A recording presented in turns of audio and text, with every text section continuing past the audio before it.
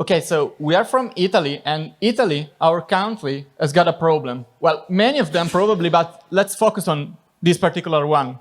Our industry and our university are too far from each other, and the result is a loss of knowledge, expertise, and value. This is especially true in a field like machine learning, where the pace of innovation is so fast. We want to challenge this situation, and we want to match the novelty of academic research with the concrete needs of businesses. The universities can benefit with much needed resources and challenges, while businesses may be pushed towards innovation, and we want to be the bridge between these two worlds. To this goal, we design and deliver data-driven solutions to some of the largest companies in Italy. Such claims need, of course, experimental validation, and we're going to provide some. Last year, we designed and we have taken to production short-term power forecasting algorithms for one of the largest companies in Italy, and of course also short-term gas demand forecasting algorithms. We outperform existing system by 20 to 30%.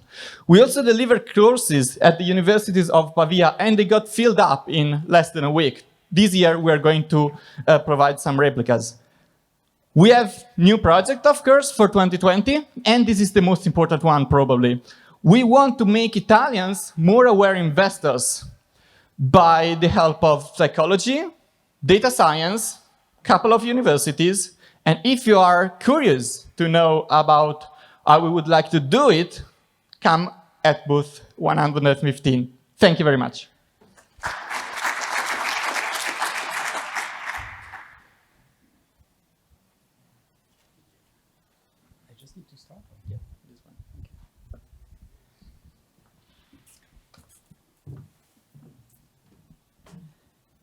Hello, so I'm Julien Rabaté from Picterra. So at Picterra, what we want to do is to make Earth observation imagery accessible and insightful. And to do so, we build a web platform, basically, that allows our users to train custom object detector using a simple user interface. So this is a platform where you basically build your training dataset for your detector, and then you can train the detector in the cloud, and then apply it on your image. What's really cool about this platform is that you can apply it to any kind of objects. So you can detect things ranging from solar panels to cracks in roads, to agriculture, to counting animals, and so on. So let's look a bit more at a specific project. So we had this customer coming up to try to count slurry tanks in Denmark. So slurry tanks are the round-shaped object you see at the bottom of the image.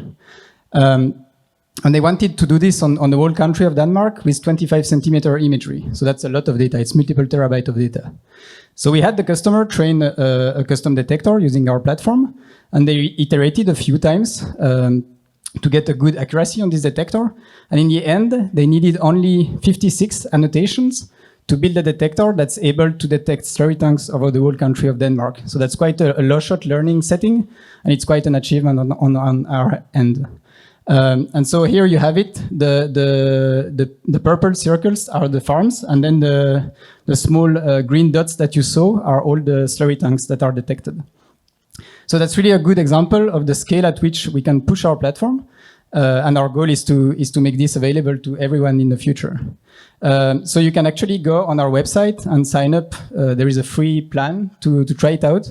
So if you have any need to detect any kind of object on aerial, satellite, or drone imagery, please register and get in touch with us. Thank you.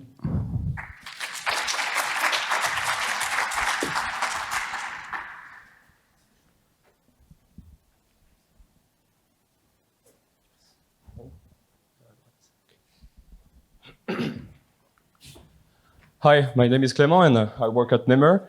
And as a data scientist, I often heard that open data is a goldmine. That's true, right? But in practice, it's really painful to really get value from it. It's a wild outliers detections, inconsistent referentials, incomplete data sets.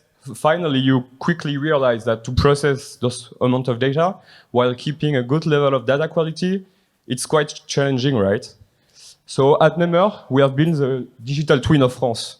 It's a geospatial database that gathers unique information on buildings, rooftop, solar panel, and so on. Data are coming from three main sources: open data mostly, satellites and aerial imagery, and strong partnerships with private and public institutions. To put all those data sets together, our team has developed complex tools and algorithms. And each piece of information is coming with a set of metadata to make sure that the end user will have the whole context to take the right decision. Our customers query our API layer and build new products based on our datasets. We are also building a strong ecosystem of relationships with international researchers that are doing research projects based on our datasets. And we are here to build more collaborations with them. So we are a data producer dealing with non-personal information, and we are deeply engaged in the energetic transitions and climate change issues. And we want to expand our activity quickly in Europe. So we are booth 117. If you want to talk about our data catalog, or if you need building information to run your next project, just visit us. Thank you.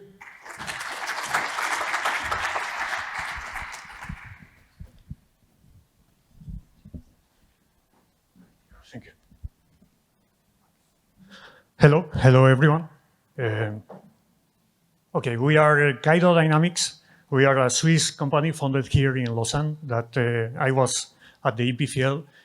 We work with mobility data. And the idea behind Kido is smart mobility. No? How can we make a picture of a particular city, region, of the mobility patterns that are happening there? Our data source is mobile data. It's mobile data not from the phones. We are not in your phone. We are in the network. We are on the antenna level, and we work with the mobile operators. And for us, the challenging is the scale of it. So in Spain, for instance, or Brazil, we are talking about millions users. No? This is Malaysia. We are also talking a country of millions of users. How we can keep a big scale with this level of resolution of telling you in which particular road, how much traffic was there, and keeping all the statistics on that.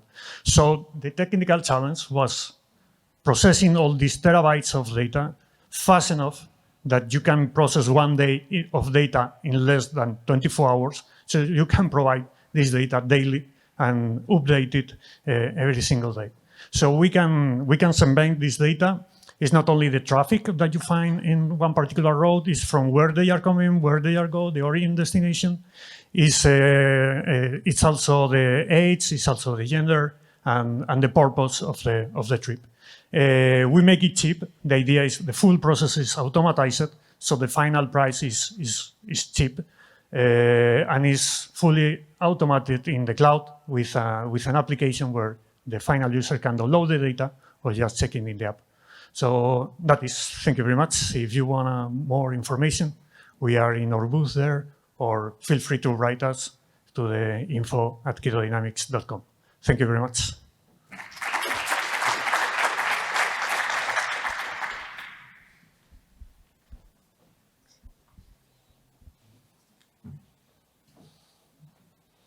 Hi, I'm Simon from GenLots. At GenLots, we do one thing and we do it right. We help large industrial companies to decide when to order how much in order to reduce their total costs, such as inventory cost, order cost, quality control, and so on. We do this using reinforcement learning. The very big difference is until now, normally companies decide when to order how much by deciding a fixed, optimized order size, and they order each time this size. With GenLots, we are completely dynamic and adapt to the constraints of the company. We import the data from their ERP, such as SAP, every day, and do this recommendation.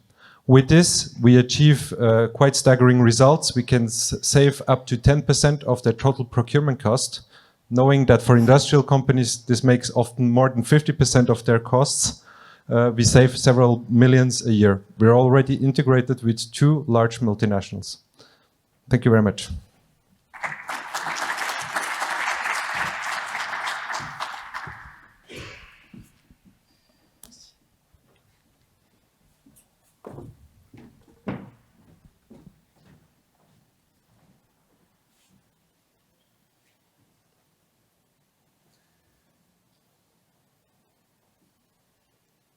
Okay, supply chain is a mess. Basically, for basic transport, more than 30 actors have to exchange more than 200 documents in an extremely inefficient way. Inefficient as in fax. So the shipping container, as we know it, is more than 50 years old.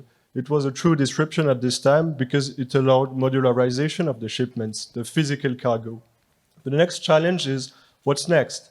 So we could also modularize information and not only the physical cargo.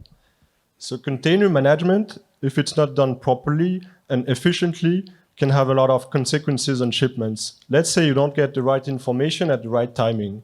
So if you have a container full of bananas that is sitting under the sun for more than 2 days just because you didn't get the information, you can imagine the pain.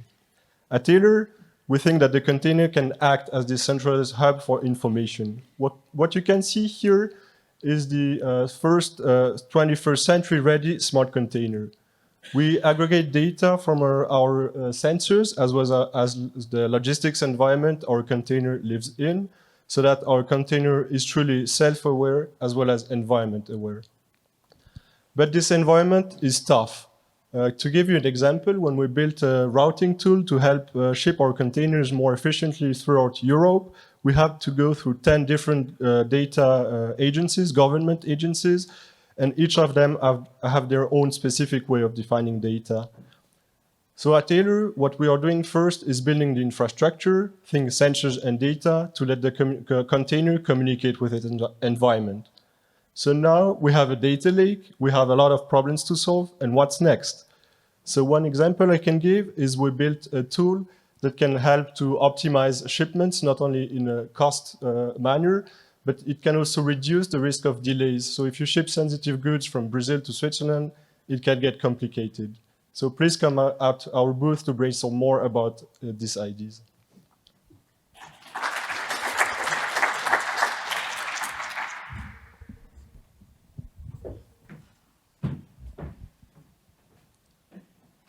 Hello everyone, my name is Tom, CEO and co-founder at XAR. We are a team of 3 highly competitive gamers, and we transform the way players experience esport games like League of Legends or Dota 2. Esports is a young and booming international phenomenon, but it is also a wonderful sandbox for AI projects, as DeepMind have shown over the past few years. 200 million gamers harbor dreams of becoming the next up-and-comer, but today they have no solution to achieve that goal. XAR is a training platform that generates personalized training plans to gamers, help them improve in real time, track their progression, and reward them for their efforts. Yeah, we are facing a variety of challenges, such as how do we capture players' individual contribution in a multiplayer game? How do we predict and explain players' performances and teams' match-winning conditions in a way that help them win the next game? We are leaning towards a transparent system where we use explainable AI techniques to provide insights about the various predictions we make. We achieve that by connecting optimal credit allocation with local explanation using the classic Shapley values from game theory. Today we are recruiting one machine learning engineer and one front-end developer to help us on our journey. So if we spike your curiosity, please come to our booth number 122. Thank you.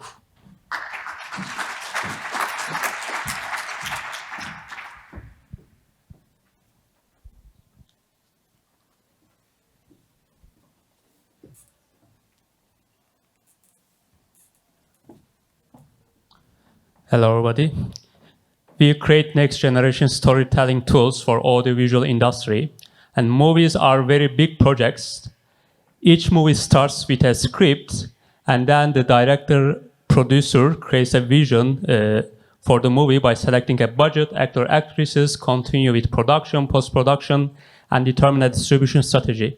There are an incredible amount of decisions that are taken during this whole process.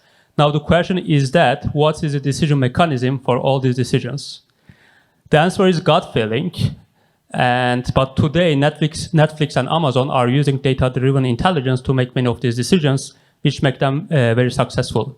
And these technologies, their technologies are not available to the rest of industry. So we provide this solution to the rest of industry. Here you see a case study we did, a film with a mega failure. Our system could see this failure just from the script and some metadata of the film very much in advance. And what is our innovation? We find the recipes of the films, the main ingredients of the content. For example, our system can understand how the level of drama is changing during the content. Same way it can find this for other attributes like horror, crime, gangster, war, etc. Then from these patterns, we go to some metrics, insights that are useful for movie industry. For example, we can predict the potential box office revenue, in which countries it can be more successful, or at script level, we can find which character will fit best to which actor, actresses. I am Sami, the CEO of the company. We have a great team, including both scientists and also people from film industry. If you have any questions, please visit our booth at 123. Thank you very much.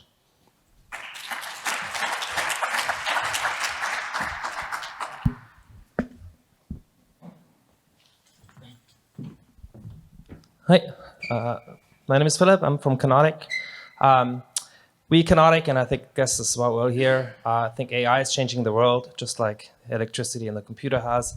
And it's really the right time for that because we have so much data and we have more power of compute, thanks to Moore's law, that we think this has a more profound impact than anything before, and it will touch every point of society. And we know this because all the large companies are putting billions of dollars into it. But AI is very different. In the old world, you would build like fixed rules to determine an object, but in the new world, you need to label data.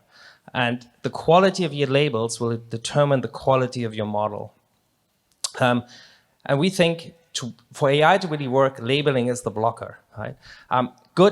Just like good engineers are the blocker in the old world, good labeled data is the blocker in the new world.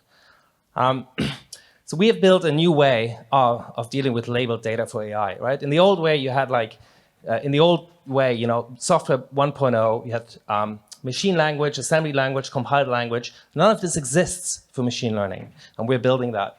So the new way we're doing it, we're trying to build labels where we only label the most valuable data, route to optimal labelers. We break up each labeling task into small pieces, determine quality, and improve over time. That's what we call it, the AI enablement platform. Thank you.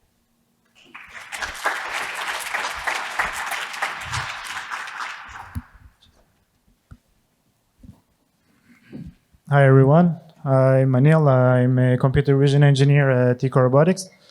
ecoRobotix is a Swiss startup from around the region, and we're building ecological weeding robots.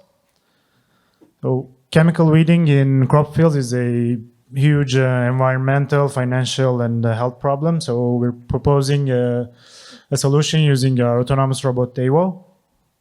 So our robot navigates completely autonomously on the field, needing very minimal human intervention. It is 100% solar powered. So it's also autonomous in terms of power, and it uses only sustainable energy. And it performs high precision spraying on the weeds that are detected using machine learning, and avoiding to spray on the crops and other regions around the soil, so avoiding any side pollution. So it proposes a much cleaner and cheaper solution for weeding. And here is how we do weed detection. We use deep learning.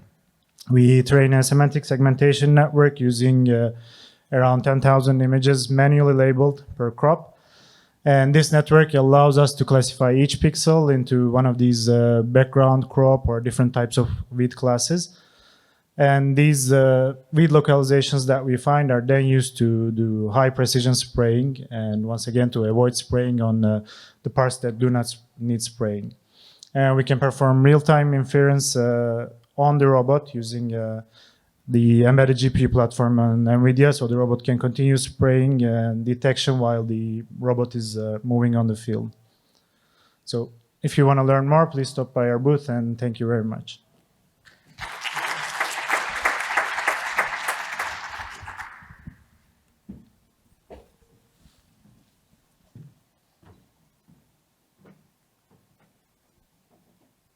Okay, there is probably no need to tell you how fast AI is growing these days. Take, for example, the largest machine learning conferences all over the world, like the AMLD, and check how the number of participants and actually the price of the ticket is actually evolving over time. But what is the everyday life of a data scientist? Well, I knew one quite well, and he used to spend 80% of his time juggling with different libraries, dealing with different data providers and different licenses that were always rigorously incompatible. By the way, the other 20% of his time he spent complaining about the complexity of his job. That funny guy was actually me. And in that time, how good it would have been to have one unique, user-friendly, and intuitive tool to deploy both machine learning and deep learning algorithm alike on small and large datasets. Well, today we are building such a tool. Today, thanks to the collaboration we have with the PFL, with the School of Engineering in Yverdon, with the great R&D team that we have built in-house, we are creating Giotto.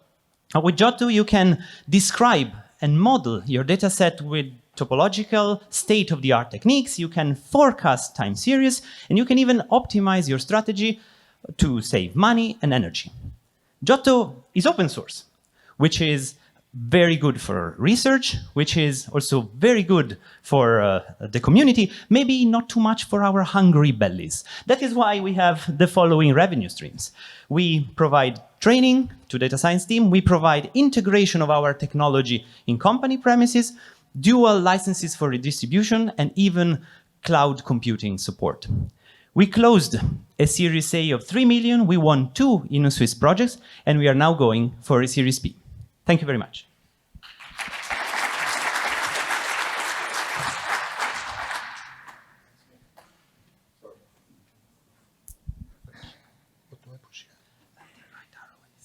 Okay. Good afternoon. My name is David. I'm the CTO of Quantum Integrity, and we provide image forgery and deepfake detection empowered with AI. Image forgery, and especially deepfakes, are a serious problem. They affect us individually and they affect our societies. And this is manifested in the fact that legislation has passed in China, in the west coast of the US, on the west coast of the US, and soon in other places to restrict the dissemination of this kind of content. And on top of it, it becomes ever easier to generate this content with some money for AWS and some computing know-how and a lot of time and patience. You can generate very convincing deepfakes. We are a B2B company, and here you see the verticals we are targeting with our technology. These are all industries or industry activities that are losing money today due to forgeries.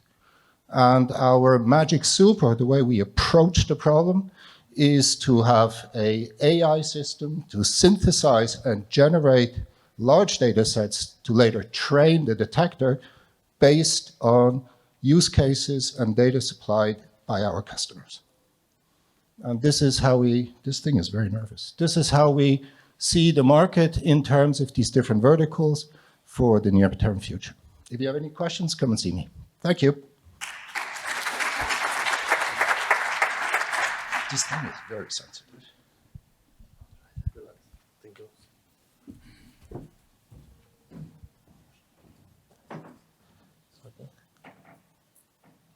Hello.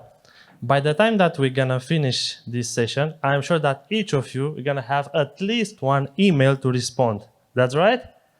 I'm Bogdan from AMLD2020. I'm gonna show you how we can solve this problem for the entire humanity.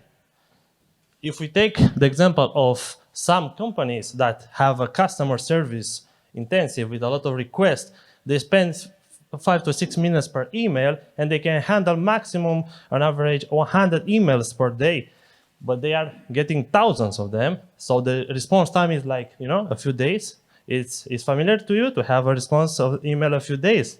And they are losing for each person, and that have to hire at least 40K per year. But how AMLD2020 can solve this problem? Look, if you get an email from a client And our algorithm with NLP and NLU, natural language processing, is making a request to understand what is the service product order, is checking inside the databases to see what is the client, if it's an existing client or not, and after that is taking actions so that can perform automatically actions so that in the end the email can be solved automatically.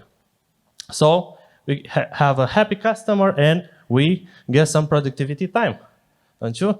In our case, we saw that companies have 60% decrease their time to spend per emails, reaching to 1 minute, and increase the sales because they have more time to do more valuable things. We got some big clients like telecom operator, Orange and others, and we are focusing on first on companies that have a lot of customer requests. This is a 350 billion euro market. We have a business model with different licenses based on the volumes, which is fair for each company, and a guarantee model that can give you direct return over investment so that both the company is happy to save money and customer to receive answers to email faster. We get some accelerator and incubator that we are in and partner with Microsoft, UiPath, and other RPA leaders. And now our focus is to go not only for emails, but to go to hyper automation for paper, voice, chat, scan, everything that is related to customer service so that we can rely on faster resolutions and better satisfaction for the customers. Thank you very much.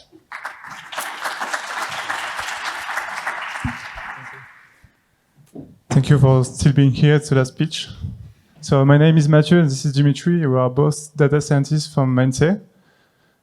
And so Mindsay, it's a chatbot.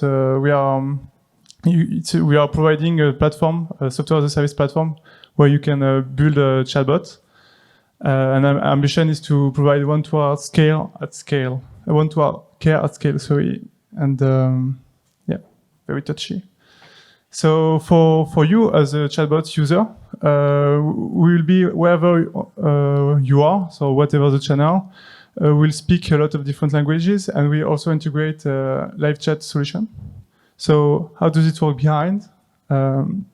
So first we do an entity detection on the messages, and then we try to find the intention behind your message. And after that, we have a template answer generation where we can use external APIs and knowledge bases. And then we answer to the end user. All of this below 1 second. And now, Dimitri, we're gonna explain you how you can configure a bot directly on our platform. So what happens as a platform user? So you don't have any technical knowledge, especially in machine learning, and you want to configure a bot from scratch. So what happens is first you get insights from your end user. So you read their conversation, you get insights from the analytics parts of the platform to understand where it went wrong and what to improve. Then what can you do? You can improve training data, you can change or add new scenarios, change API connections, and the only thing you have to do is click on the big green button and everything will happen automatically in the background, retraining all the necessary models, deploying them into production, and the live changes will be available to every end users across any channel in less than 5 minutes, depending on the model training time. So this is very interesting because you don't have you don't need any technical knowledge to build your bot. So thank you very much. We're at booth 129 and you can find us online and send us an email if you want. Thank you very much.